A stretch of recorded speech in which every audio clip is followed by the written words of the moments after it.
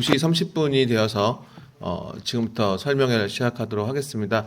당초 저희가 14시 오후 2시부터 진행을 하려고 하였는데 민방위 훈련에 대한 정보를 사전 취득하지 못해서 좀 늦게 알려드렸습니다. 참석하신 분들한테 좀 다소 혼란을 드린 점 유감스럽게 생각합니다. 그래서 2시 반에 이제 본격적으로 시작을 해서 예상은 4시 반 정도까지 진행될 예정입니다.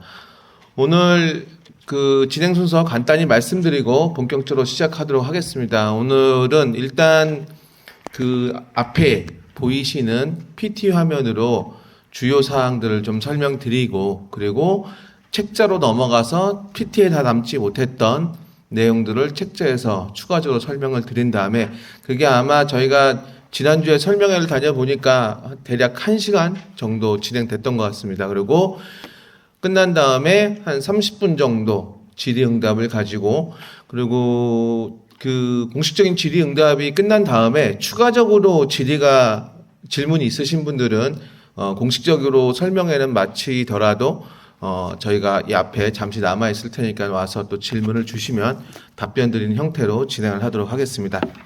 네. 그럼 지금부터 2023년 데이터 기반 행정 실태 점검 권역별 설명회를 시작하도록 하겠습니다.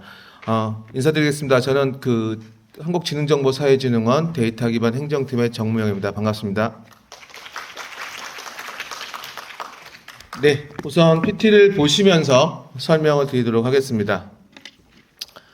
네, 먼저 실태 점검 개요입니다. 잘 아시다시피 데이터 기반 행정 운영 현황 전반을 평가하고 정책에 환류하여 데이터 기반 행정 조기 정책을 유도하겠다는 목적으로 2021년부터 진행이 되었습니다. 2021년도에는 부처와 지자체만 대상으로 하였고, 작년에는 공공기관이 포함되었는데, 올해도 마찬가지 공공기관이 포함됐지만, 올해 본격적으로 공공기관도 모든 지표에 대해서 점검과 평가를 받으시게 됩니다. 대상 실적은 거의 대부분의 실적이 작년도 10월 1일부터 올해 9월 30일까지의 데이터 기반 행정 운영 현황에 대해서 실적을 제출해 주셔야 합니다. 점검 시기와 방법은 뒤에 다시 한번 설명드리겠지만, 자체 점검이라 하면 각 기관에서 자료를 작성하시고 실적을 제출하시는 행위까지가 자체 점검입니다. 그리고 종합 점검은 행안부와 전문기관인 저희 원, 그리고 한국지역정보개발원, 그리고 외부 전문가로 구성된 실태점검단에서 다 같이 정량지표와 정성지표를 평가하는 행위를 종합점검이라고 합니다. 다만 아직 일단은 이제 행안부의 추진 의지이긴 하지만, 어쨌건 일단 참고하실 차원에서 말씀드리는 거는, 내년도 실태점검 같은 경우에는 올해와 달리 한 달 실적을 앞당기기로 하였습니다. 그래서 전년도 10월, 그러니까 2023년 10월부터 2024년 8월 31일까지의 실적을 제출하고 평가받으시고, 25년부터는 9월부터 8월까지로 될 예정입니다. 이 부분은 참고하시면 될 것 같고요. 내년도에 다시 안내가 될 것 같습니다. 네, 작년 대비 변경사항 설명을 드리겠습니다.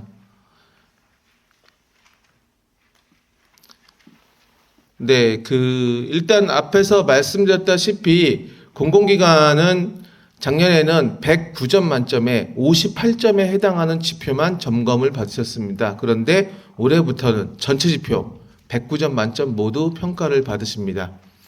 그리고 이제 지표에 대한 변경사항 간단히 설명드리겠습니다.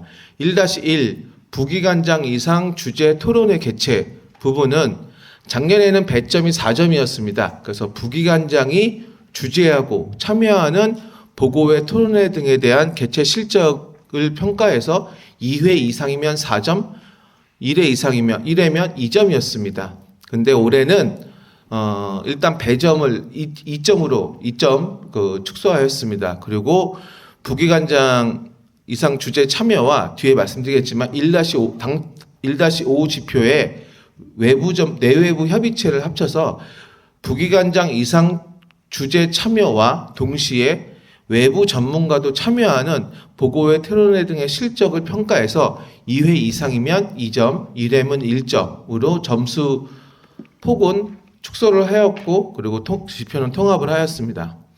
다음은 1-2 데이터 기반 행정 예산 집행 내역입니다.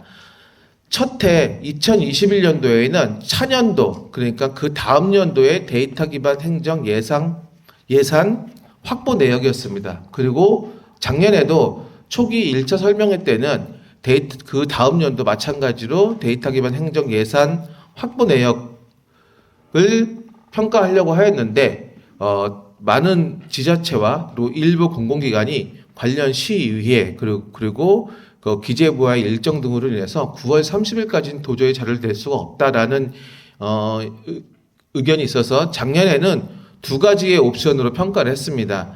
다음 연도 예산 확보 내역 또는 당해년도 예산 집행 실적으로 하였는데, 내부 논의 끝에 두 개를 같이 본다는 것도 좀 복잡한 일이지만, 또 사실 예산이라는 것은 중앙부처 같은 경우에는 국회에서 최종 의결을 해야지만 확정되는 건데, 그 전에 본다는 것은 조금 무리이다라는 의견도 있어서 올해부터는 당해년도 집행 실적만 실적으로 인정하기로 하였습니다. 그래서 작년까지 있었던 차년도 예산 확보 내역은 기준에서 제외됐습니다.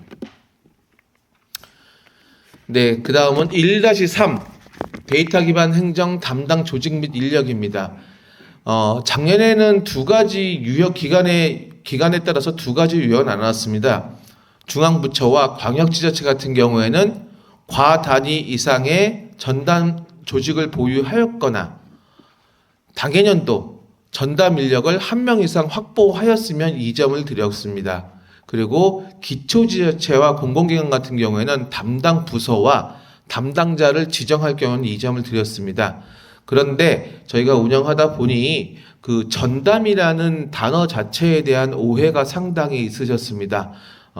전담이라 하면 예를 들어서 그 부서는 데이터 기반 행정만 오롯이 해야 되느냐, 또는 전담 인력이라고 하게 되면은 데이터 기반 행정 외 다른 업무는 아예 못하도록 해야 되느냐, 여러 가지 기관에서 혼란스러운 점이 있어서 올해는 통일을 했습니다. 그리고 뒤에서 자세히 설명을 드리겠지만, 올해는 데이터 기반 행정 담당 조직과 인력을 모두 확보하는 경우에는 2점 부여로 일원화하였습니다. 세부적인 내용은 잠시 후에 책자를 보면서 다시 설명을 드리겠습니다. 1-5 작년까지는 있던 내외부 협의체 운영 실적은 올해 1-1과 합쳐지면서 폐지하게 되었습니다. 두 번째는 공동활용 분야입니다. 공동활용은 작년에 지정 등록 데이터와 자율 등록 데이터를 구분하여서 평가를 하였습니다. 올해는 그런데 이를 통합을 하였습니다. 참고로 작년에 지정 등록 데이터 같은 경우에는 지정 등록 데이터를 행안부로부터 요청받은 데이터가 몇 개이냐가 분모로 들어갔고, 그 중에서 몇 개를 등록을 하였느냐 해서 90% 이상이면 10점, 70% 이상이면 8점, 이런 식으로 20% 단위로 2점 척도로 저희가 점수를 부여하였습니다. 그런데 올해는 지정 등록 데이터와 자율 등록 데이터를 모두 합쳤습니다. 책자에서도 설명을 드렸지만 다시 한번 먼저 설명드리겠습니다. 첫 번째, 행안부로부터 확정받은 지정 등록 데이터가 5개 미만인 기관의 같은 경우에는 지정 등록과 자율 등록을 합산한 데이터의 실적 비율을 평가합니다. 예를 들어서 지정 등록 데이터가 2건이다. 그렇게 될 경우에는 추가적으로 자율 등록 데이터를 등록을 하셔야지만이 점수를 받으실 수 있습니다. 그리고 지정 등록 데이터가 5개 이상인 기관 같은 경우에는 오롯이 지정 등록에 대한 등록 실적으로 평가를 받으십니다. 그래서 작년에는 10점, 8점, 6점, 4점 이런 식으로 딱딱 떨어진 점수를 받으셨는데, 올해는 최대 15점부터 0점까지 점수가 부여되고 소수점 한 자리까지 부여될 수 있습니다. 저희가 소수점 2자리까지 해서 반올림해서 예를 들어서 14점, 7점이라든지 13점, 2점이라든지 이런 식으로 소수점을 나갈 수도 있으니까 비율에 따라 점수가 변동되니까 이 점 참고하시길 바라겠습니다. 네. 원래 있었던 자율등록 데이터 실적을 그 기간 순위에 따라서 저희가 뭐 상위 10%는 8점, 상위 30%는 6.4점 주던 항목은 폐지했고 앞에 말씀드렸던 2-1-1 지표와 통합을 하였습니다. 그리고 그 2-1-2의 지정 및 자율등록 데이터 건수 가점 항목은 작년과 다소 변경이 되었습니다. 작년 같은 경우에는 지정 등록 데이터에 한해서 그 기간의 실적에 따라서 상위 10%는 2점, 30%는 1점을 드렸습니다. 가산점으로. 그리고 기간 유형은 8개로 구분을 하였습니다. 중앙부처, 광역지자체, 그리고 기초지자체, 시, 군, 구, 그리고 중앙부처 산하기관은 공기업 유형과 준정부기관 유형, 그리고 지방공기업 유형으로 8개를 나눠서 각각 상위 10%에게는 2점을 드렸었는데 30%에서 1점을 드렸었는데 올해는 지정 등록 데이터와 자율 등록 데이터를 합산한 실적을 평가를 합니다. 그리고 동일 유형 기간 내 순위에 따라 가점을 부여하는 건 마찬가지인데 가점이 원래 2점에서 4점으로 늘어났고 그리고 점수를 받는 기간의 수도 저희가 작년에 30%까지 드렸었는데 올해는 상위 10%에만 4점을 부여합니다. 그리고 기관 유형은 4가지, 중앙부처, 광역, 기초, 공공기관 이렇게 4가지로 나뉩니다. 예를 들어 설명드리면 중앙부처는 올해 실태점검 대상 기간이 45개입니다. 그렇기 때문에 상위 10%, 1등부터 4등까지 기관에게만 가점 4점이 들어갑니다. 그리고 광역은 17개이기 때문에 10% 하면은 1개, 그러니까 1위만 가점 4점을 받아갑니다. 물론 이는 동점이 없다는 가정 하에 말씀을 드리는 겁니다. 그 세 번째 지표 2-1, 2-1 이 부분은 자율 등록 데이터의 조사, 발굴, 가공 노력을 정성적으로 평가하는 항목이었습니다. 근데 올해는 2번 분야에 한해서는 정성 지표를 모두 뺐습니다. 2번 분야는 오롯이 그 정량 지표만 배치되었습니다. 그래서 이 부분은 폐지되었습니다. 다음은 그 자율등록 데이터 건수. 이것도 마찬가지로 자율등록 데이터가 몇 개냐에 따라서 기간별 순위를 매겨서 점수를 드렸는데 이 부분도 폐지하고 통합을 하였습니다. 그런데 2-2 두 번째 칸에 있는 2-2 타기간 데이터 제공 실적 이 부분도 마찬가지로 원래는 타기간에서 데이터 제공을 요청했을 때 해당 기간에서 한 건이라도 제공을 해주셨으면 저희 가산점 2점을 드렸었는데 이 부분은 올해 이제 폐지를 했습니다. 그리고 새롭게 신설된 지표가 마지막 칸에 있는 2-2의 공동 활용 데이터 활용 실적입니다. 등록관리 시스템에 등록되어 있는 데이터를 각 기관에서 실제 활용한 실적에 대해서 등록관리 시스템에 등록을 해주시면 한 개 건당 1점씩 해서 최대 5점까지 받으실 수 있습니다. 네. 그리고 지표 2-3 메타데이터 등록 및 관리 같은 경우에는 신규 지표는 아니나 작년까지는 공공데이터 제공 운영 실태 평가에서 평가하던 항목이었는데 올해 그 실태 점검으로 넘어왔고 동일하게 배점은 작년과 동일하게 8점으로 배정되었습니다. 네, 다음부터는 3번 분야 데이터 분석 활용 분야에 대한 지표 변경사항 설명드리겠습니다. 네, 지금 보시는 3-1-1, 3-1-2 원래는 3-1-3에서 3-1-1은 과제 발굴률, 그리고 3-1-2는 분석 이행률, 3-1-3은 정책 반영률로 구분되었는데 분석 이행률과 정책 반영률은 합쳐졌습니다. 그리고 이 3-1-1과 3-1-2 모두 공통점은 분모가 모두 기간 정원수로 변경이 되었습니다.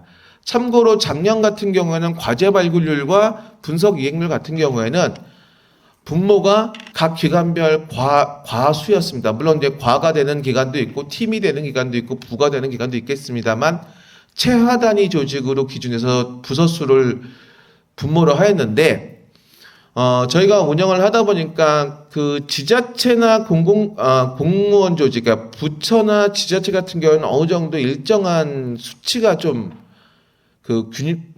아주 딱 떨어지진 않지만 좀 비슷하게 한 팀당 몇 명씩이 좀 나오는데 공공기관은 제가 다 조사를 못했지만 일부 기관들을 조사해 보니 매우 천차만별이었습니다. 예를 들어 저희 원 같은 경우에는 한 개 팀에 한 20명 정도가 됩니다. 그런데 어떤 기관은 저희가 홈페이지에서 들어가서 보면은 한 개 그 팀에 한 3명, 뭐 2명.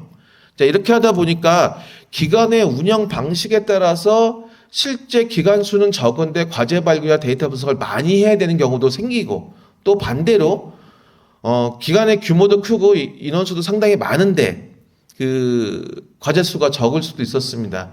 또한 공공기관 같은 경우에는 운영 방식이라는 게 이제 기관장의 의지 또는 해당 주무부처와의 협의에 따라서 매년 또는 뭐 반기에 한 번씩 팀제를 운영 방식이 바뀔 수가 있습니다. 어느 해는 대팀제, 어느 해는 소팀제 이러다 보면은 기준점이 매년 달라질 것 같은 그 생각이 들어서 기관 정원수 같은 경우에는 크게 뭐 막 바뀌지는 않습니다. 대폭 확대된다든지 아니면 대폭 축소되는 경우가 거의 없기 때문에 모두 분모를 기관 정원수로 변경을 하였습니다. 다만 뒤에 말씀드리겠지만 기관 정원수의 기준은 전국지사 같은 경우는 전국이 다 해당되는 게 아니라 올해는 일단 본사, 본청, 본원, 본부 기준입니다.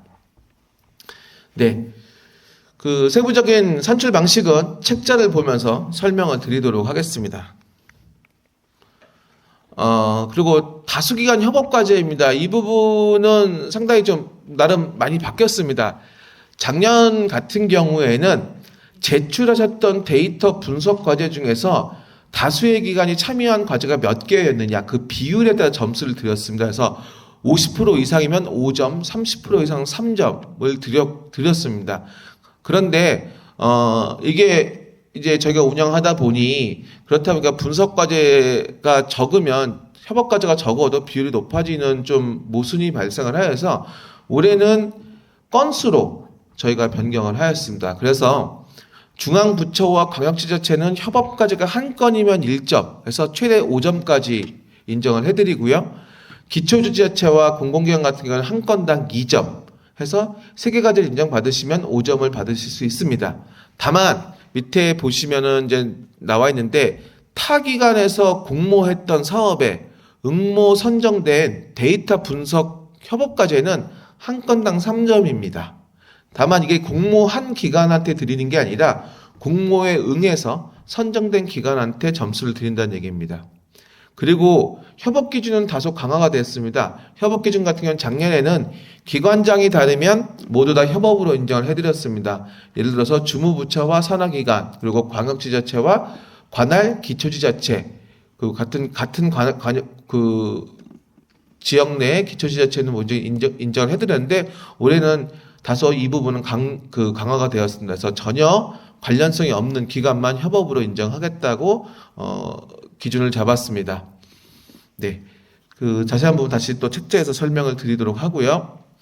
네, 지금 보시는 부분은 우수 사례로 보시면 됩니다. 예, 우수 사례도 작년에는 저희가 데이터 분석 우수 사례를 따로 달라고 요청을 드렸고 정책 활용 우수 사례도 따로 달라고 요청을 드렸습니다. 근데 저희가 2년간 운영을 하다 보니 데이터 분석 사례와 정책 활용 사례를 거의 동일하게 내십니다. 그러니까 뭐 굳이 구분해 나시지 않고 거의 대부분의 기관이 동일한 과제를 내기 때문에 이건 분리해서 받는 것이 큰 의미가 없겠다라는 이제 판단을 해서 올해는 데이터 분석 및 정책 활용 우수 사례를 통합을 해서 두 개 다, 그러니까 데이터 분석과 정책 활용이 모두 포함된 사례를 제출하는 방식으로 변경을 하였습니다.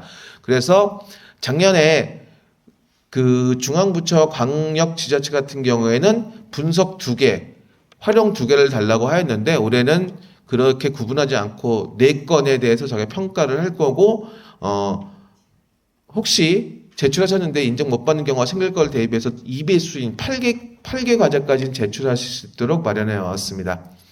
기초랑 공공기관 같은 경우에는 2건까지 제출하시면 점수 8점을 드리는데 이것도 마찬가지로 최대 4건까지 제출할 수 있도록 후보군까지 제출할 수 있도록 저희가 그 제도를 마련하였습니다. 작년에 정량지표 같은 건 5점, 5점에서 10점이었는데 올해는 8점으로 정량지표의 점수는 다소 하락을 하였습니다. 그리고 3-2-2에 데이터 분석 정책을 우수 사례의 적정성, 정성 지표입니다. 이 부분도 작년에는 분석 우수 사례의 정성 평가 5점, 정책 활용 우수 사례 정량 정성 평가 5점에서 10점을 드렸는데 올해는 이걸 합쳐서 12점, 2점이 올라갔고요. 인정 실적별 점수 부여 기준은 잠시 후에 책자를 보면서 안내를 드리도록 하겠습니다. 네, 다음은 4번 분야입니다. 네, 그 4-1-1과 4-1-2가 데이터 활용 역량 진단 및 개선 계획 수립입니다. 그래서 4-1-1은 데이터 활용 역량 진단이랑 개선 계획 수립했냐 여부라서 똑같고요. 4-1-2의 개선 계획의 충실성입니다. 이 부분도 내용은 동일한데 작년 같은 경우에는 저희가 점수 부여 기준을 마련했었습니다. 그래서 개선 계획을 마련함에 있어서 첫 번째, 역량 자가 진단을 하였느냐. 두 번째, 외부 전문가들로 구성된 자문회의를 개최하였느냐. 세 번째, 내부 협의체를 운영하였느냐. 그래서 세 가지를 모두 다 운영하면 3점 또는 2점. 2개 이상 이행하면 3점 또는 2점. 그리고 1개만 이행하면 2점 또는 1점을 부여하는 점수 구간을 마련하였습니다.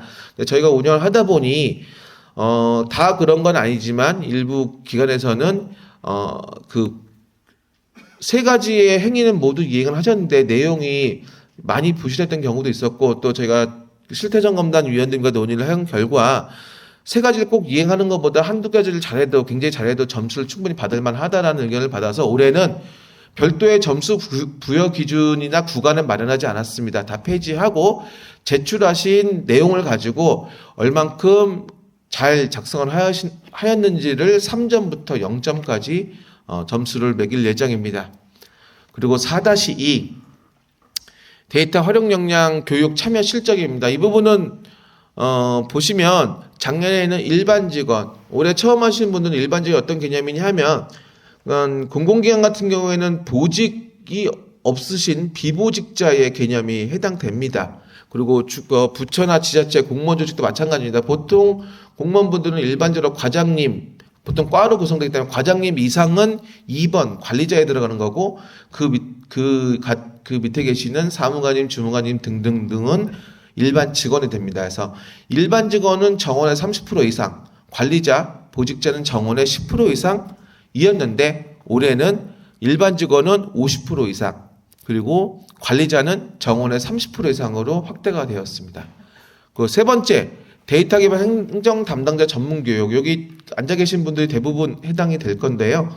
작년에는 전문 교육은 온 오프라인 교육 과정 구분 없이 한 분만 들으시면 저희가 실적으로 인정해 드렸는데 올해는 담당자 한 명은 필수적으로 교육을 들으셔야 되고 추가적으로 한 명을 더 들으셔야 됩니다. 그리고 온라인 교육은 인정하지 않고 오프라인 교육만 인정하는 것을 정하였습니다.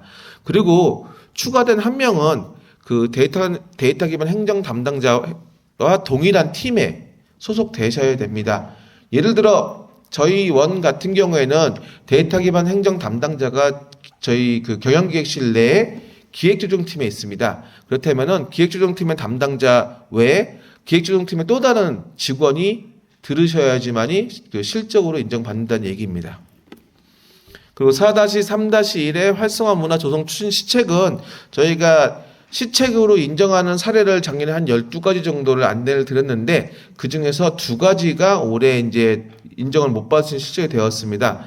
행안부에서 주관하는 빅데이터 인턴십, 그리고 마찬가지로 행안부에서 주관하는 공공데이터 기업 매칭 지원 사업은 올해 사업이 폐지됐습니다. 그렇기 때문에 이 부분은 인정을 못 받는다는 얘기입니다. 그런데 그 행안부 주관이라는 말이 들어갔듯이 뭐 자체적으로 하시는 빅데이터 인턴십이나 뭐 자체적으로 하시는 데이터 그 기업 매칭은 상관이 없습니다. 다만 저희 사업이 없어졌는데 그걸 내시면은 실적으로 인정 못 받는다는 걸 말씀드리는 겁니다. 네, 지금까지는 지표에 대한 설명을 드렸고요. 그리고 지금부터는 운영 방식에 대한 변경에 대해서 안내를 드리겠습니다. 첫 번째, 정부혁신평가와 지자체혁신평가가 작년에는 각각 5점씩 반영이 되었습니다. 근데 올해는 정부혁신평가는 10점으로 확대되었고 지자체평가는 8점으로 되었습니다. 세부적인 사항까지 사실 오늘 안내를 드리고자 하였는데 아직 확정이 안 돼서 안내는 못 드리고요. 다만 지금 실태점검의 1번 분야를 제외한 2번, 3번, 4번 분야의 모든 지표의 점수가 환산이 되어서 정부혁신평가는 10점, 그리고 지자체혁신평가는 8점으로 된다는 의미입니다. 다음은 작년에 해보셨던 분은 아시겠지만 저희가 실적 등록은 오롯이 실태점검 전용 시스템을 통해서만 받고 있습니다. 그래서 실적 등록하는 방식이 작년 대비해서 조금 바뀐 점 안내를 드리겠습니다. 첫 번째 분야 1번 같은 경우에는 지표가 5개였습니다. 그래서 5개의 지표의 개요 파일, 일종의 메타 파일이겠죠. 개요 파일을 작성하셔서 개요 파일 하나를 등록을 하셔야 됐고 각 지표에 맞게끔 한 개씩 PDF로 등록을 하셨습니다. 즉 모든 걸 다 내신다는 가정하에 개요 파일 1개에 지표당 파일 5개에서 총 6개의 파일 등록하는 방식에서 1번 분야는 개요 파일이 큰 의미가 없다는 판단이 들었습니다. 그래서 올해는 1번 분야는 개요 파일을 받지 않기로 하였습니다. 나머지 4개 지표에 대해서 각각 지표당 1개 파일로 병합하셔가지고 PDF로 제출을 부탁을 드리겠습니다. 두 번째 분야입니다. 이 부분은 작년에도 마찬가지로 이거는 개요 파일과 실적 파일 등록하도록 하였는데 올해는 분야 2에 한해서는 별도로 제출하실 실적은 없습니다. 해당 시스템, 공동활용 등록관리 시스템이나 메타 시스템에서 행안부에서 실적을 모두 점검하고 점수를 부여할 예정이기 때문에 담당자분들이 별도로 자료를 만들어서 올리실 필요는 없습니다. 네, 분야 3은 조금 이제 복잡하실 수 있는데 그럼에도 불구하고 저희가 필요성이 있어서 이 부분을 넣어놨습니다. 작년에는 모든 지표가 지표 하나당 개요 파일 하나 그리고 실적 파일 하나씩 등록하도록 하였는데 일단 3-1-1 과제 발굴률 지표 같은 경우에는 3-1-1의 과제 발굴률부터 3번까지 협업 과제까지 모든 내용을 통합하셔가지고 개요 파일 하나를 작성해 주시고요. 그리고 발굴 과제 하나당 증빙을 병합해서 하나씩 내주시길 바라겠습니다. 예를 들어서 발굴 과제가 10개다. 10개를 제출하겠다라고 하실 경우에는 개요 파일 1개에 과제별 증빙 파일이 각 1개에서 10개에서 총 11개 파일을 등록하시면 됩니다. 그리고 3-1-2의 분석 이행률 및 정책 반영률 지표는 개요 파일은 위에 나와 있기 때문에 작성하실 필요 없고요. 이것도 마찬가지로 1개 실적당 1개의 PDF 파일로 올리시면 됩니다. 3-1-3의 다수기관 협업까지도 마찬가지로 협업까지 1개당 1개의 PDF 파일로 올려주시면 됩니다. 그리고 3-2-1의 데이터 분석 우수사례, 정책활용 우수사례 정량 정성은 3-2-1에 있는 정량 지표에다가만 실적을 올려주시면 됩니다. 그래서 이거는 다만 기관에서 소위 말하는 대표 사례를 제출하시는 거기 때문에 내용도 좀 많고 그렇기 때문에 과제 하나당 개요 파일 하나씩 만드셔서 관련 증빙을 모두 병합을 해주시길 바라겠습니다. 즉 중앙부처나 광역지자체 같은 경우는 8개까지 제출할 수 있기 때문에 8개를 다 내겠다 할 경우에는 1번 과제에 대한 개요 파일과 관련 증빙을 모두 합쳐서 1개 파일, 2번 과제에 대한 개요 파일과 모든 증빙을 합쳐서 1개 파일에서 총 8개의 PDF 파일을 등록하실 수 있습니다. 그리고 정성지표는 위에서 낸 내용으로 평가를 할 거기 때문에 별도로 제출하실 필요가 없습니다. 다음은 4번 분야입니다. 첫 번째 4-1-1의 데이터 활용 역량 강화 및 개선 계획 수립은 개요 파일과 관련 실적 파일을 모두 병합해서 1개의 PDF 파일로 등록을 해주시면 됩니다. 그리고 4-1-2의 정성지표는 4-1-1에 냈던 자료로 모두 평가를 할 거기 때문에 별도로 내실 필요는 없고요. 4-2를 설명드리기 전에 4-3번부터 먼저 설명을 드리겠습니다. 4-3-1의 데이터 기반 행정 문화조성 추진 시책 지표도 마찬가지로 개요 파일과 실적 파일을 모두 병합하셔서 1개 파일로 등록을 해주시길 바라겠고 4-3-2는 그것에 대한 정성 평가이기 때문에 별도로 제출하실 필요가 없습니다. 네, 마지막으로 4-2 데이터 활용 역량 교육 참여 실적입니다. 이 부분은 다소 복잡하실 수도 있는데 잘 보시고, 그리고 저희가 이 본 파일은 설명이 모두 끝나면 실태점검 전용 시스템에 등록을 할 예정이니까 참고하시길 바라겠습니다. 일단 교육 참여 실적은 개요 파일을 하나 작성을 해 주십시오. 그래서 직원 실적, 관리자 실적, 전문 교육 실적을 모두 작성해 주시고, 교육 과정별 결과 보고라든지 정원 확인, 증빙 자료를 모두 넣어서 한 개의 파일로 제출을 해 주시기 바라겠습니다. 그리고 직원 교육 실적과 관리자 교육 실적은 그 이수자의 직급과 성명이 포함된 명단을 반드시 제출을 해주시고, 제출하시는 분, 예를 들어서 작년 같은 경우는 이걸 그냥 PDF 파일로 받다 보니까 상당히 그 부분에서 어려움을 호소하시는 분들이 계셔서, 만약에 저희 입장에서도 확인을 하려면 엑셀 파일이 훨씬 편한 것도 있기 때문에 가급적 엑셀 파일이 있으시다면 엑셀 파일로 제출을 해주시고요. 만약에 없다, LMS에 있는 시스템 로그인 정보다 그러면 그것도 제출해도 상관없지만, 저희 입장에서 말씀드린 건 가급적 엑셀 파일이 있다면 그걸로 제출을 부탁드린 거고, 만약에 교육 과정이 여러 개여서 엑셀 파일이 다수다 그러면 압축해서 한 개 파일로 제출을 해주시기 바라겠습니다. 그리고 데이터 기반 행정 담당자 전문 교육 실적 같은 경우에는 오프라인 교육이기 때문에 아마 거의 대부분이 이수증을 발급받으실 겁니다. 그러면 이수증을 2명이니까 보통 한 2장, 많아야 한 4장 정도일 테니까 이거를 병합해서 한 개의 PDF 파일로 제출해 주시면 됩니다.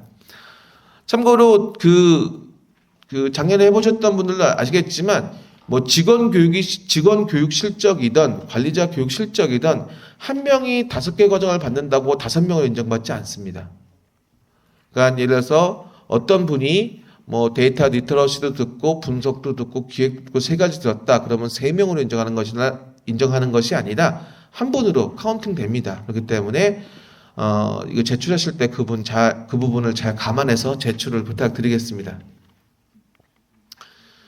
네, 지표별 주요 내용은 저희가 잠시 후에 책자를 보면서 설명을 드리고,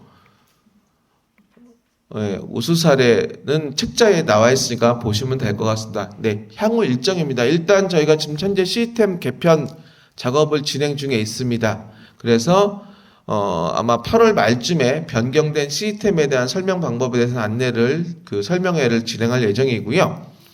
그리고 9월 30일까지 반드시 결과를 제출하셔야 됩니다. 9월 30일 이후에는 시스템이 막힙니다. 막히기 때문에 등록하고 싶어서 등록하실 수 없고요. 그리고 올해는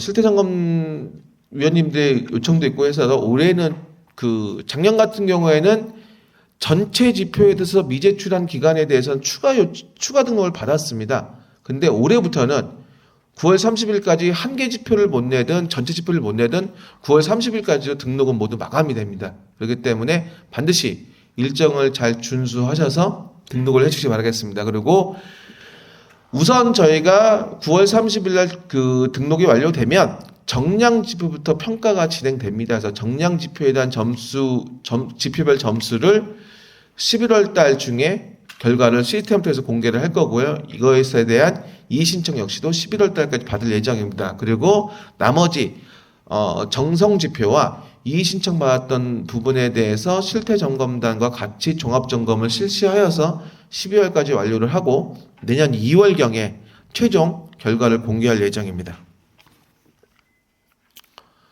네, 질의응답은 잠시 후에 진행되고요. 일정 설명드렸고, 저희가 질의응답을 하기 전에 저희가 원래 파일이 하나 좀 지금 업데이트가 안 돼가지고 설명 못 드린 부분이 있는데 이 부분은 잠시 후에 설명을 드리도록 하겠습니다. 네, 그러면 책자를 보면서 부족한 부분 좀 설명을 드리겠습니다. 여러분 나눠드린 책자 10페이지를 봐주시기 바라겠습니다. 1-1 부기관장 이상 주제 토론회 점검회의입니다. 네, 아까도 말씀드렸다시피 뭐 2회로 그 2점으로 바뀌었고요. 그리고 점검 항목은 부기관장 이상이 주재하고 참석하였느냐, 그리고 회의 주제나 내용이 데이터 기반 행정과 부합되느냐, 그리고 회의 주제와 관련한 외부 전문가 참여하였느냐, 세 가지를 모두 만족하셔야 됩니다. 그리고 주요 불인정 사례는 저희가 2년간 운영을 하면서 그 대부분 불인정했던 대표적인 사례들을 안내를 드린 겁니다. 그래서 부기관장이 회의 결재만 하고 참여하지 않은 경우, 그리고 보통 뭐 부처도 그러신 경우도 있고 지자체인데 외부 행사가 많으십니다. 무슨 날 무슨 달 이렇게 해서 기념식 같은 거에서 뭐 부기관장님 등이 뭐 외부 일반 국민 대상으로 강연을 하시는데 그 중에 일부 내용이 데이터 기반 행정에 포함됐다, 이런 것들은 인정받지 못하십니다. 그리고 기관 내 일반적인 용역 보고회는 인정받지 못하고요. 그리고 저희가 계속 강조를 해드렸는데 그 지키지 못하신 경우가 어떤 거냐면 주간회의나 월간회의를 자꾸 제출하신 경우가 있습니다. 근데 계속 말씀드리지만 정기적으로 개최되는 주간회의, 월간회의 등은 실적으로 인정받지 못하십니다. 그리고 제출은 하셨는데 계획만 제출하시고 결과 보고를 제출하지 않은 경우가 있습니다. 저희가 지금 업데이트가 안 된 파일 때문에 그런데, 업데이트된 파일에는 어떤 내용, 뭐 앞에도 나와 있지만 모든 자료는 결과 보고 기반입니다. 계획 문서만 제출하신 경우는 저희가 추측을 해야 되는 영역이기 때문에 점검을 할 수가 없습니다. 그렇기 때문에 결과 보고를 내셔야 되고요. 그리고 부기관장이 참여했는지 안 했는지 도저히 알 수 없는 자료들도 분명히 있습니다. 그래서 이런 부분 불인정합니다. 그리고 메모 보고가 됐던 전자결제가 됐던 기관 내 시스템을 통한 결제 문서를 제출하셔야 되지, 이 지표뿐만 아니라 다른 지표도 다 마찬가지입니다. 수기는 인정하지 않습니다. 작년에 일부 기관에서 손으로 써서 손으로 사인 받아서 올려주셨는데 이번 다 불인정하였고 올해도 마찬가지 불인정할 겁니다.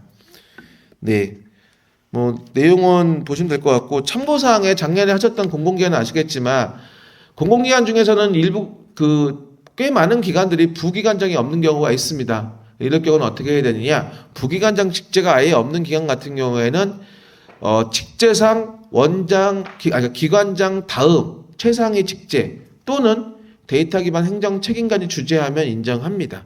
그런데 부기관장이 있음에도 불구하고 그렇게 할 경우에는 실적으로 인정받지 못하십니다. 그러니까 저희 원 같은 경우는 부원장 직제가 있습니다. 그럼 저희는 무조건 부원장님이 회의를 주재하고 참석을 하셔야 됩니다. 근데 이제 없는 기관은 보통 일반적으로는 다 그런 건 아닌데, 일반적으로는 뭐 경영기획실, 인사, 총무, 재무 등을 담당한 경영기획실이랑 경영관리실 등등이 직제상 위에 올라갔기 때문에 그쪽에 부서장이 하시던가 아니면 데이터 기반 행정 책임관이 주재를 하시면 됩니다. 다음은 11페이지입니다. 네. 데이터 기반 행정 예산 집행 실적 앞에서 설명드렸고, 불인정 사례 먼저 보시겠습니다. 작년 제출 실적과 동일한 사업의 실적을 제출해 주시면 불인정을 받습니다. 예를 들어서 작년에 CCTV 데이터 분석 용역에 대한 선거금을 지급했고, 그게 작년 5월이었죠. 그런데 올해 1월에 기간에는 맞는데 기간에는 부합되지만 동일한 사업으로 중복으로 카운팅되지 않기 때문에 다른 내역으로 제출해 주셔야 됩니다.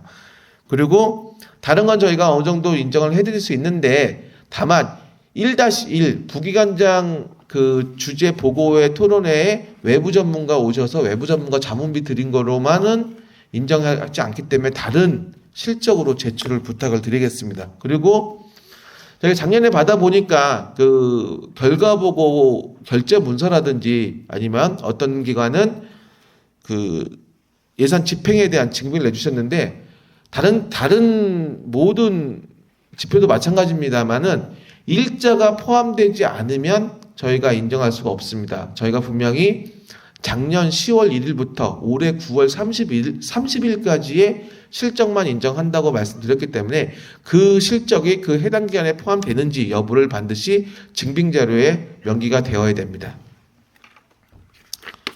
다음은 12페이지입니다. 데이터 기반 행정 담당 조직 및 인력 확보. 이 부분 앞에서 설명드린 거와 마찬가지로 기관 내 조직 그 공식 문서에 데이터 기반 행정 업무에 담당 부서가 지정되어 있는지입니다. 뭐 공공기관은 부르님 다 다르기 때문에 저희 원 같은 경우에는 원에서 본부, 실본부가 있고 그 밑에 팀이 있습니다. 팀이 최하 단위이기 때문에 저희는 이제 팀이 되는 거고, 일반적인 그 중앙부처나 지자체 같은 경우는 과가 최하 단위가 되겠습니다. 그래서 그 과의 업무 중에 데이터 기반 행정 업무가 포함되어 있느냐, 명기되어 있느냐, 이 부분을 체크하겠다는 겁니다. 그리고 담당자 역시도 담당자 그 업무 분장, 공식적인 업무 분장에 데이터 기반 행정 업무를 담당하는지 여부가 포함되어 있느냐. 아까도 말씀드렸다시피 전담은 아닙니다. 예, 담당으로서의 업무 명기가 되어 있으면 됩니다. 그래서 그 불인정 사례 보시면 저희가 분명히 데이터 기반 행정이라고 하셨는데 그 상당히 그 아사모사하게 제출하신 경우가 있습니다. 근데 이 부분은 사전에 안내를 드렸기 때문에 분명히 이 부분을 명기해서 뭐 데이터 관리, 데이터 운영 이런 식으로 제출하시면 저희 인정하기 어렵기 때문에 반드시 포함을 시켜주시기 바라겠습니다. 그리고 제출 자료 중에서 공공기관 같은 경우에는 뭐 홈페이지에 만약에 그 업무 분장이 있다면 그 부분까지는 저희가 캡처한 부분 인정하겠다라고 이제 말씀을 드리겠습니다. 그리고 조직 같은 경우에는 그 직제 관련된 규정이나 규칙, 그리고 뭐 지자체 같은 경우에는 조례 관련된 시행 문서 이것들이 이제 포함된 그 자료를 제출해 주시면 됩니다. 다음은 13페이지입니다. 데이터 기반 행정 책임관 임명 및 임명 요건 준수 여부. 이 부분도 저희가 데이터 기반 행정법에 보시면 각 기관 유형에 맞게끔 책임관에 지정할 수 있는 요건이 있습니다. 그래서 이 요건보다 낮은 직급으로 임명하시면 인정받지 못하기 때문에 반드시 임명 요건에 맞춰서 제출해 주시고, 그렇기 때문에 제출해 주실 때는 직급과 성명을 반드시 명기해서 제출하셔야 됩니다. 2021년도 데이터 기반 행정 시행 초기에는 책임관을 지정해서 행안부에 통보하도록 되어 있어서 저희가 그 통보 문서를 기준으로 점수를 드렸는데 2022년부터는 그 통보를 하지 않고 내부적으로 그만 관리하도록 되어 있어서 내부적으로 메모 보고가 됐든 전자결제가 됐든 간에 지정했다는 문서를 제출해 주시면 그리고서 저희가 평가하는 것으로 하겠습니다. 네, 다음은 15페이지입니다. 공동 활용 영역입니다. 네, 2-1-1의 지정 자율 등록 데이터 등록 이행률. 네, 아까 간단히 설명드렸는데 다시 한번 설명드리겠습니다. 기준을 보시면 지정 등록 대상이 5건 미만인 경우에는 지금 점수 부여 방식에 있는 기준으로 한다는 얘기입니다. 분모는 고정값입니다. 5입니다. 그리고 지정 등록을 완료한 데이터 건수와 자율 등록을 완료한 데이터 건수를 합쳐서 그 비율을 따집니다. 즉 지정 등록과 자율 등록 합쳐서 5건 이상이면 15점을 받아가시는 거고요. 그 이하면 그 이하에 따라 점수가 달라집니다. 네, 뭐 산출 예시를 보시면 이해가 되실 것 같습니다. 그래서 뭐 10건, 20건을 하셨어도 점수는 똑같이 15점입니다. 다만 건수가 많아지면 이제 그 가점 항목에서 점수를 받을 수 있겠죠. 그래서 이렇게 고정되어 있는 분모가 5다라는 점을 말씀드리고요. 다음 페이지 16페이지 그 외 기간이라 하는데 그 외 기간이라 함은 지정 등록 데이터가 5건 이상인 기간입니다. 이 기간 같은 경우에는 지정 등록 대상으로 확정된 데이터 건수가 분모로 들어가고 실제 등록을 완료한 건수가 분자로 들어가서 곱하기 15를 합니다. 산출 예시를 보시면 이미 이제 행안부에서 각 기관으로부터 지정 등록 데이터의 후보군 데이터 수요 조사를 완료했고, 그리고 뭐 기관에서 제출하신 자료도 있을 겁니다. 그런데 그리고 최종적으로 만약에 30종으로 A 기관은 30종이 지정 등록 대상으로 확정이 됐다라고 하게 될 경우에는 분모는 30이 됩니다. 그리고 9월 30일까지 20종을 등록을 했다. 그러면 분자는 20이 됩니다. 그래서 30 나누기 20 해서 곱하기 15를 하게 되면은 10점을 부여받는 방식입니다. 참고로 17페이지에 저희가 그 절차를 넣어둔 이유가 뭐냐면 지정 등록 데이터든 자율 등록 데이터든 간에 그냥 데이터를 등록만 완료하면 모든 게 끝나는 게 아닙니다. 그래서 9월 30일에 가까워서 데이터를 다 등록을 하셨는데 아무런 문제가 없으면 그대로 실적으로 인정을 받는데 지금 보시면 17페이지 순서 중에 세 번째 칸, 두 번째 칸, 세 번째 칸입니다. 업로드 데이터에 대한 검토를 행안부에서 실시를 하고 이상 여부를 각 기관에 안내를 합니다. 그러면 보완도 하셔야 되고 수정도 하셔야 되는데 그래서 2차 업로드를 하고요. 물론 2차에서도 만족 못하면 3차, 4차 계속 가겠죠. 근데 어쨌건 이 부분을 생략하더라도 등록을 했다고 실적으로 뭐 인정받는 게 아니라 행안부에서 최종 확정을 지어줘야지만 등록이 됩니다. 근데 저희가 저희 팀 담당자들 문의를 해보니, 물론 좀 약간씩은 다를 수 있겠지만, 일반적으로, 각 기관에서 업로드를 한 다음에, 행안부에서 검토해서 최종 확정 여부의 기간이 약 2주 정도 소요될 것이라고 예상하고 있습니다. 그렇기 때문에 9월 30일에 데이터를 등록을 했는데 10건을 등록했는데 10건 다 이상 없이 통과가 됐으면 실적은 10건이 됩니다. 그런데 만약 9월 30일 하루에 10건을 등록하셨는데 행안부에서 검토를 해봤더니 5건이 이상이 발견이 돼서 5건 수정 요청이 됐습니다. 그러면 실적은 5건이 됩니다. 그렇기 때문에 여러분들 바쁘시겠지만 이 부분은 기일을 감안해서 미리 좀 등록을 해주시는 게 점수 받는 데 유리하실 것 같습니다. 네, 다음은 18페이지입니다. 네, 18페이지는 앞에서 설명드렸기 때문에 굳이 중복해서 설명드릴 필요는 없을 것 같고요. 네, 상위 10%에게만 4점을 부여한다는 말씀 다시 한번 드리겠습니다.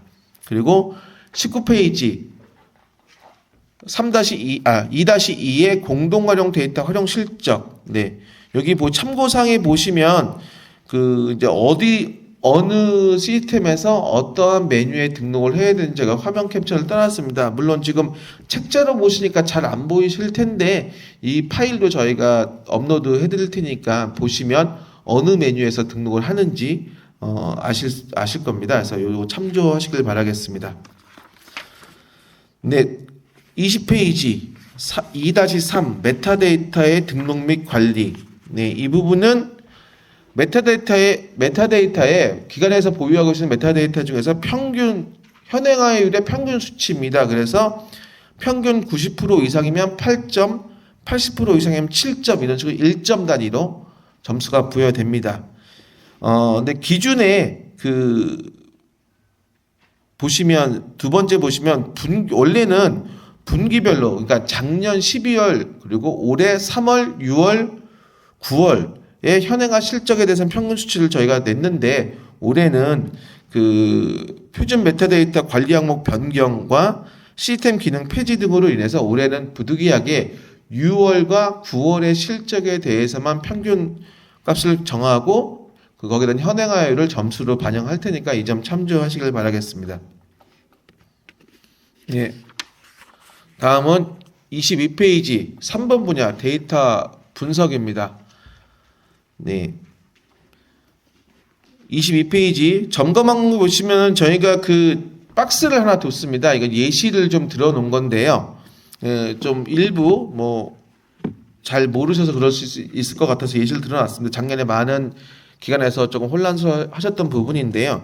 예를 들어 이제 기관에서 우리는 데이터 기반의 어떤 구내식당의 식수 인원 예측을 한번 과제를 해보겠다. 그래서 음식물 쓰레기도 줄이고 이런 것들을 목적으로 한번 해보겠다라고 하게 되면 발굴 과제에는 해당이 됩니다. 그런데 그 내용에 과제명만 제출하신 게 아니라 그럼 우리가 이것을 위해서 어떤 데이터를 가지고 분석을 할 것인가, 그리고 어떠한 분석 방법을 쓸 것인가라는 내용이 들어가야 된다는 겁니다. 그냥 제목만 들어가서는 발굴 과제로 인정받지 못하기 때문에 이 부분을 반드시 포함시켜 주시기 바라겠습니다.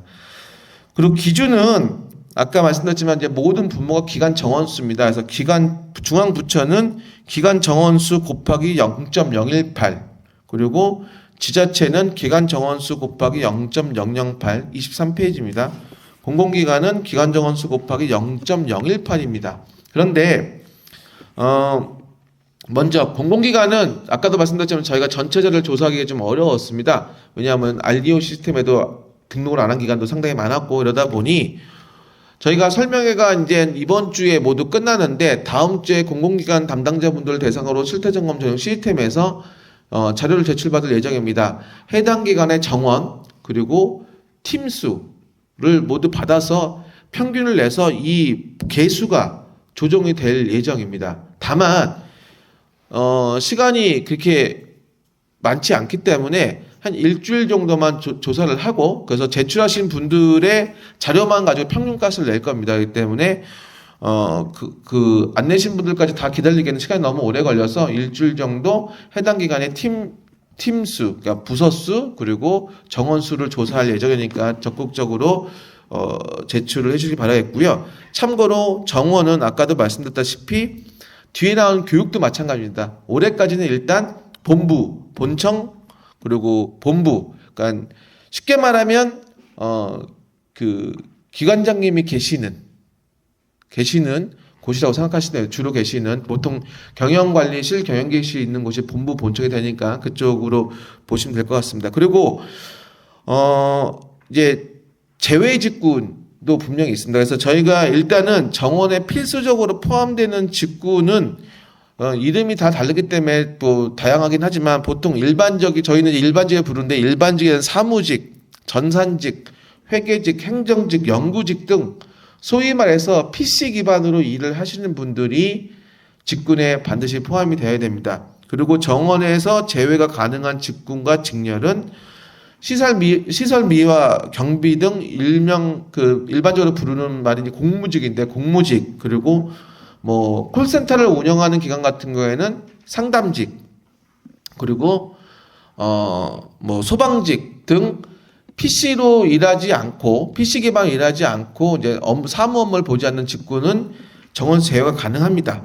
다만 저희가 이제 이렇게 파악을 해놨는데 기관마다 운영하는 직군이 다양합니다. 근데 이 직군은 당연히 빼도 돼라고 생각하시고 뺐다가 나중에 잘못 계산이 될 수도 있거든요. 그러니까 저희가 봤을 때는 분명히 이 직군은 포함시켜야 되는데 라고 생각이 드는데 자의적으로 빼셨다가 나중에 실적을 인정 못 받으신 경우도 있으니까 반드시 정원에서 제외시켜야겠다고 생각해요. 지금 여기 나와 있는 직군 말고 추가적으로 기관 특성에 맞게끔 정원에서 제외가 필요하다고 생각되시는 직군은 저희 메일을 통해서 좀 보내주시면 저희가 그거를 저희 내부적으로 그리고 실태점검과 논의해서 제외가 타당하다 또는 제외가 불가하다는 내용을 드릴 테니까 반드시 저희랑 협의하시고 진행을 하시길 바라겠습니다.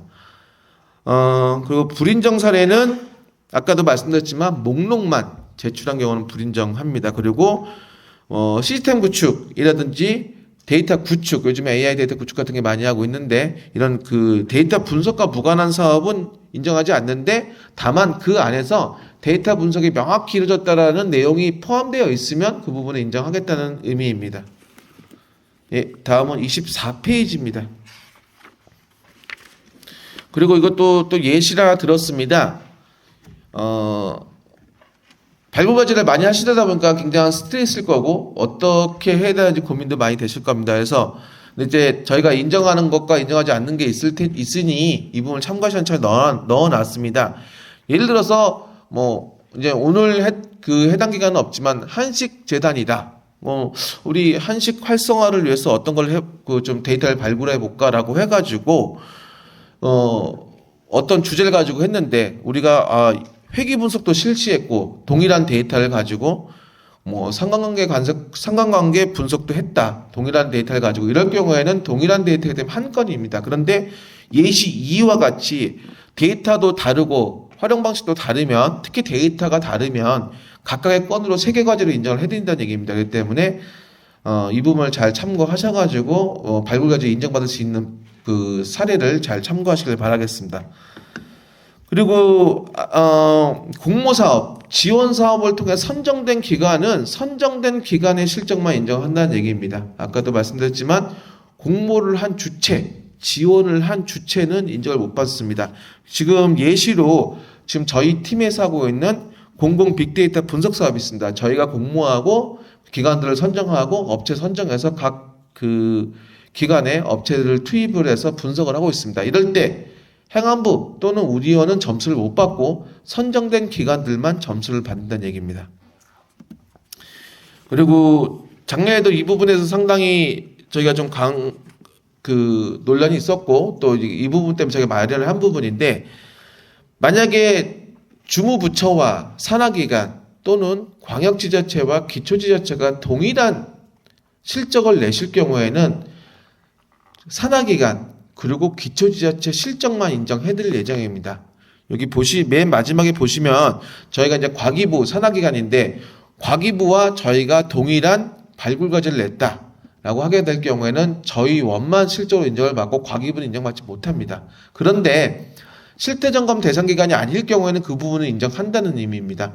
예를 들어서 한국데이터산업진흥원 같은 경우는 실태점검 대상 기관이 아닙니다. 이제 만약 과기부에서 데이터산업진흥원 실적을 제출하시면 그거는 인정하겠다는 내용이니까, 제출을 하실 때 주무부처나 관련 광역 지자체와 잘 논의를 하셔서 중복돼서 제출하지 않도록 주의를 바라겠습니다. 다음은 25페이지입니다. 분석 이행률과 정책 반영률입니다.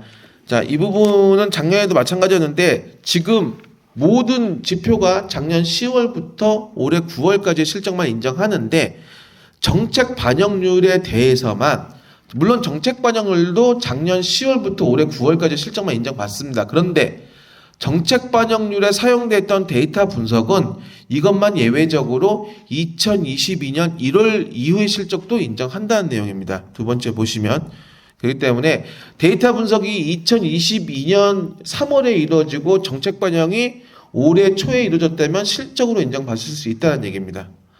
그리고 보도자료 기반으로 제출하신 경우도 종종 있는데, 이럴 경우에는 반드시 분석과 활용 결과에 대한 증빙을 포함하셔서 제출하셔야 됩니다. 네, 기준은 중앙부처와 지방자치단체는 확정이고, 아까 말씀드렸다시피 공공기관은 조사한 다음에 개수를 조정할 예정입니다. 그리고 분석 이행률은 최대 6점까지 부여가 되고요. 정책 반영률 최대 8점. 그러니까 분석 이걸 아무리 많이 하셔도 6점까지가 최대점이고 정책 반영률 8점이라는 말씀입니다. 네, 다음 26페이지입니다. 불인정 사례는 뭐냐면, 정책 반영 과제 같은 경우는 반드시 데이터 분석 내용이 들어가야 됩니다. 그러니까 데이터 분석이 없이 정책 반영을 한 과제는, 정책 활용한 과제는 인정하지 않는다는 얘기고요. 작년, 재작년에 제출한 과제 동일한 과제를 내시면 마찬가지 불인정됩니다. 그리고 나머지 부분은 읽어보시면, 주요 불인정 사례 읽어보시면 이해가 되실 거라고 생각이 됩니다. 네, 마찬가지로 이 부분도 주무부처와 산하기관이 동일한 실적을 낼 경우에는 산하기관 자료만 인정한다는 내용 동일한 내용입니다.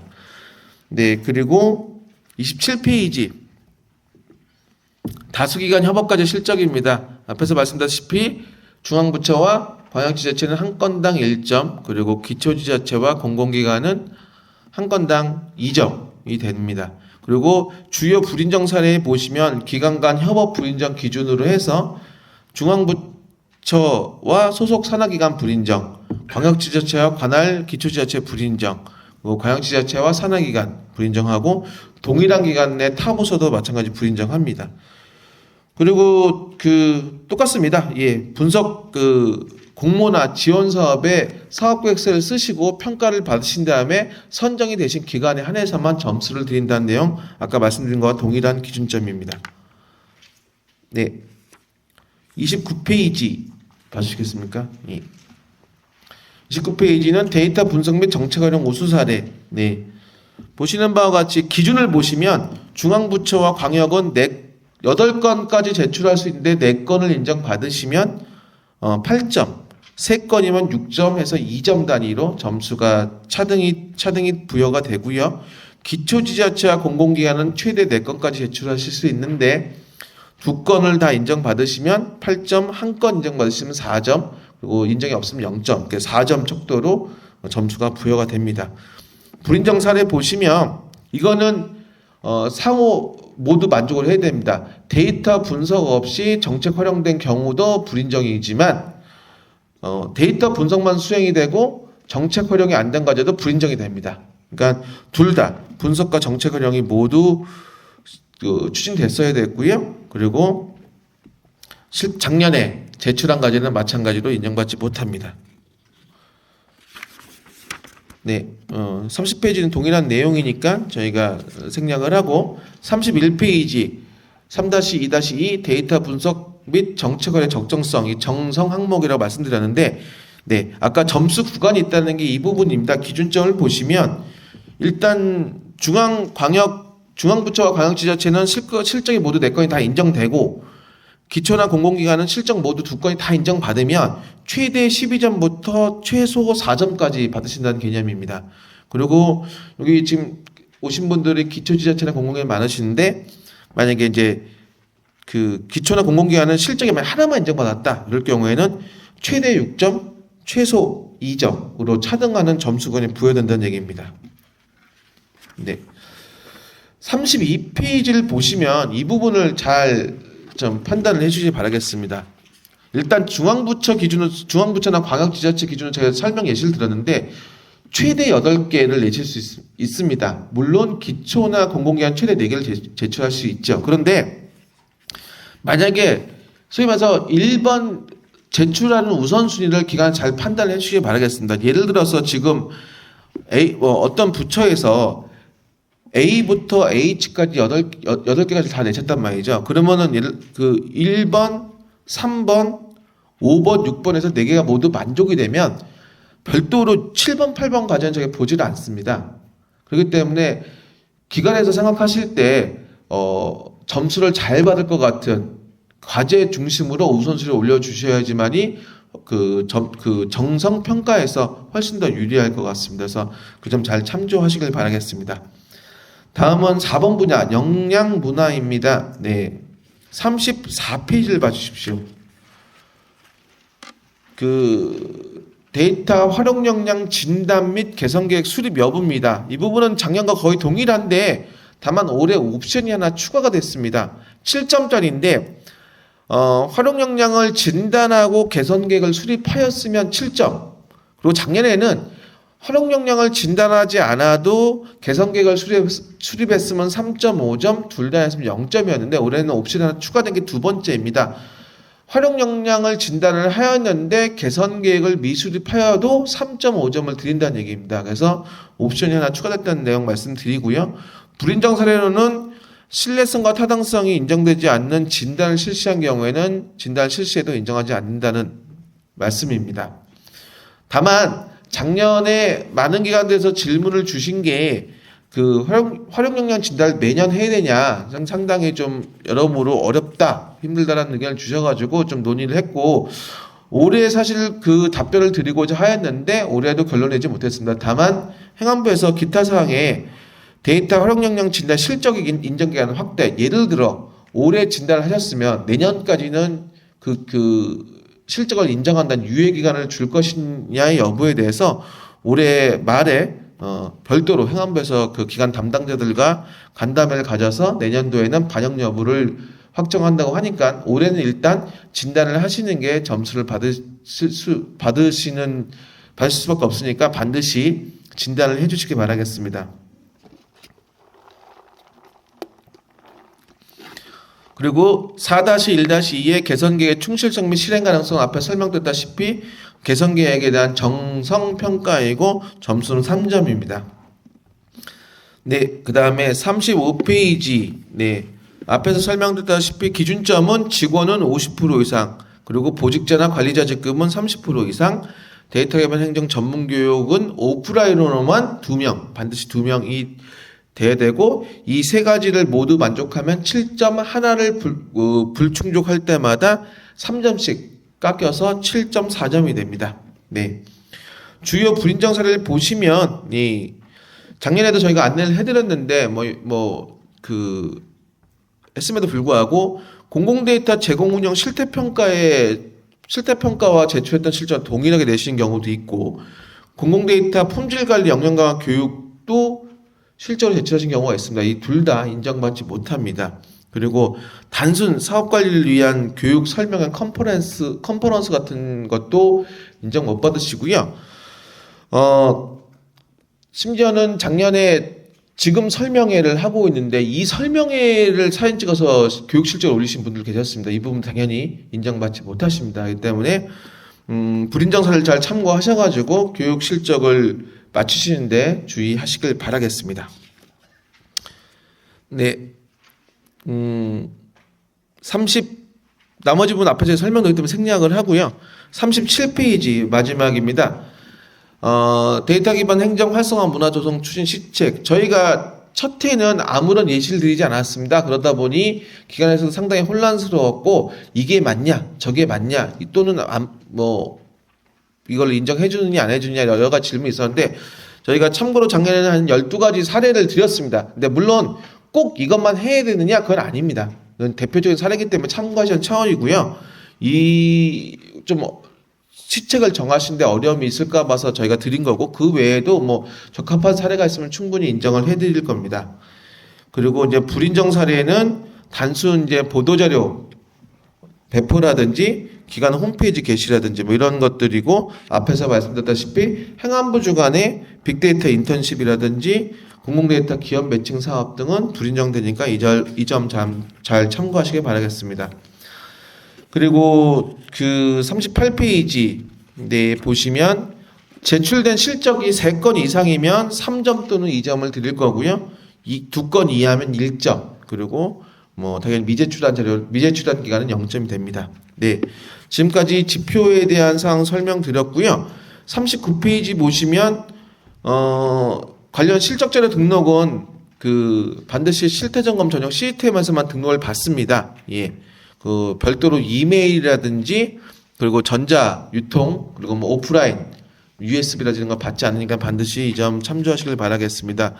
그리고 2022년도 작년도 실태 점검 평가 결과와 평가 의견은 지금 그 시스템에 다 등록이 되어 있습니다. 그래서 담당자분께서는 작년에 어떤 자료를 냈는지 어떤 점수를 받았는지 어떤 평가를 받았는지 잘 참고하시길 바라겠습니다. 다만 이게 상대 평가가 아니라 절대 평가인지 작년에 만약에 좋은 점수를 받으셨다 할지라도 올해도 달라질 수도 있습니다. 그저 참고용으로만 확인하시길 바라겠고요. 증빙자료 인정 여부는 저희가 앞에 설명드렸지만 반드시 전자결제 형태로 구성이 돼야 되고 그리고 수기나 이런 부분은 인정받지 못한다는 점 마지막으로 안내를 드리겠습니다. 네, 나머지 뒤에 있는 부분은 참고하시면 될 것 같습니다. 읽어보시면 될 것 같고, 네. 이상으로 데이터베이스 행정, 실태 점검 설명은 모두 마치겠습니다.